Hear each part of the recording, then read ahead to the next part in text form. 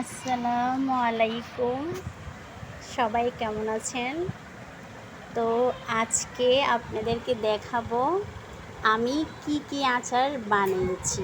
আর এখানে যত ধরনের আচার আপনারা দেখতে পাচ্ছেন সবগুলো হচ্ছে যে কি আমার মনের মানুষের পছন্দের আচার। ঠিক আছে, প্রথমে দেখাবো আপনাকে আমের আচার। এটা হচ্ছে যে কি টক, ঝাল, মিষ্টি।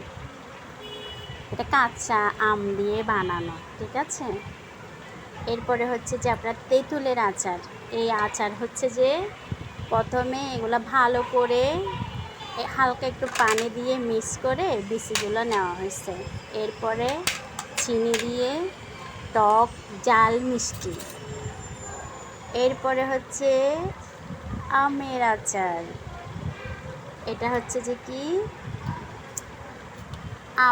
আমকে টুকরা টুকরা করে পিস করে সাথে চালডা দিয়ে একসাথে মিক্স করে এই আচারটা বানানো হয়েছে। তবে এই আচারে কিন্তু টক, ঝাল, মিষ্টি, কারণ মিষ্টিটা সব সময় দিতে হয়, কারণ মিষ্টি আচার সবার পছন্দ। অনেকেই টক এটা পছন্দ করে না আমার বাসায়। তো এই জন্য সব আচার বানানোর সময় আমি মিষ্টিটা দিয়ে থাকি। এরপরে হচ্ছে যে আপনার জলপাইয়ের আচার। এটাও কিন্তু টক, ঝাল, মিষ্টি। এরপরে হচ্ছে যে কি তেঁতুলের আচার। এটা হচ্ছে যে কি বিচি সহ একসাথে বানানো হয়েছে। এটাও কিন্তু টক, ঝাল, মিষ্টি।